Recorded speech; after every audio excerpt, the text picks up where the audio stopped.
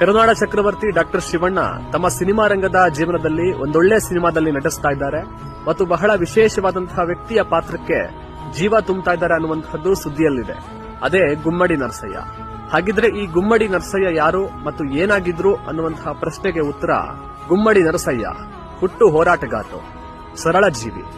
ವಿಶೇಷವೆಂದ್ರೆ 5 ಬಾರಿ ಶಾಸಕರಾಗಿ ಆಯ್ಕೆಯಾದಂತವರು. ಶಾಸಕರಾಗಿ ಆಯ್ಕೆಯಾದರೂ ಸಹ ತಮ್ಮ ಜೀವನವನ್ನ ಬಹಳಷ್ಟು ಸರಳವಾಗಿ ಜೀವಿಸಿದಂತಹ ವ್ಯಕ್ತಿತ್ವ ಇವರದ್ದು. ಈಗಿನ ತೆಲಂಗಾಣ ರಾಜ್ಯದ ಖಮ್ಮಂ ಜಿಲ್ಲೆಯ ಇಲ್ಲಂದು ವಿಧಾನಸಭಾ ಕ್ಷೇತ್ರದಿಂದ ಸಿಪಿಐಎಂಎಲ್ ಪಕ್ಷದ ಅಭ್ಯರ್ಥಿಯಾಗಿ 5 ಬಾರಿ ಸ್ಪರ್ಧೆ ಮಾಡ್ತಾರೆ ಮತ್ತು 5 ಬಾರಿ ಶಾಸಕರಾಗಿ ಆಯ್ಕೆಯಾಗ್ತಾರೆ.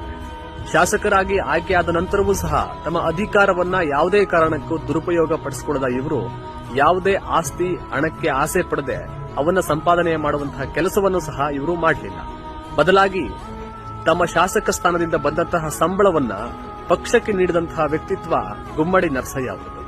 ತುಂಬಾ ವಿಶೇಷವೆಂದ್ರೆ ಹೈದರಾಬಾದ್ನಲ್ಲಿ ನಡೀತಾ ಇದ್ದಂತಹ ವಿಧಾನಸಭೆಗೆ ಗುಮ್ಮಡಿ ನರಸಯ್ಯನವರು ಕಾಲ್ನಡಿಗೆಯಲ್ಲೇ ಹೋಗ್ತಾ ಇದ್ರು.